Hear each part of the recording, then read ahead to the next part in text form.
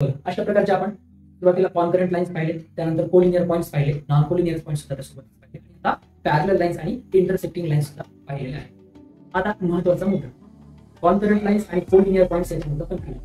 विद्यार्थी मित्रांनो, कधी कधी असं म्हणतात की नावातच सर्व काही असतं नाही का. आपण कोलिनियर पॉईंट्स, कोलिनियर हे जे नाव आहे ना त्याच्याकडे थोडंसं लक्ष देऊया आणि त्याच्या आधी हे लक्ष द्यायचं की कोलिनियर हे पॉईंट्स असतात, कोलिनियर लाईन्स नसतात. त्यानंतर कॉन्करंट या लाईन्स असतात, कॉन्करंट पॉईंट नसतात. मग इकडे लक्ष द्या, नीट नावातच सर्व काही असतं नाही का. को लिनियर पॉईंट्स. को म्हणजे काय, सीओ, को म्हणजे ज्या एकत्र असतात. कलिग हा शब्द आहे इंग्रजीमध्ये, सीओ लागलं त्याच्यानंतर कलेक्ट, सीओ लागलं म्हणजे कुठेतरी ते एकत्र येतात, काय म्हणतात को असं इंग्लिशमध्ये काय लागतं. काय म्हणतात ते माझं काही इंग्रजी एवढं चांगलं म्हणायचं नाही, परंतु सीओ को आल्यानंतर ते एकत्र असतात. लिनियर म्हणजे लाईनवर असतं. को लिनियर म्हणजे एकाच लाईनवर असणे त्या नावाचा अर्थ आहे कोलिनियर.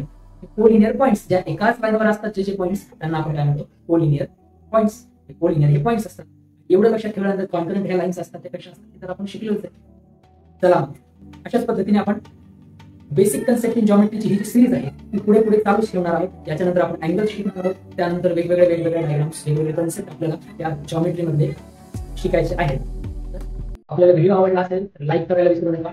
कमेंट बॉक्समध्ये तुम्हाला अजून काय काय शिकायचं मॅथमॅटिक्स मध्ये, बुद्धिमत्तेबद्दल आणि लाईक, शेअर, कमेंट महत्वाचं म्हणजे सबस्क्राईब करायला विसरू नका.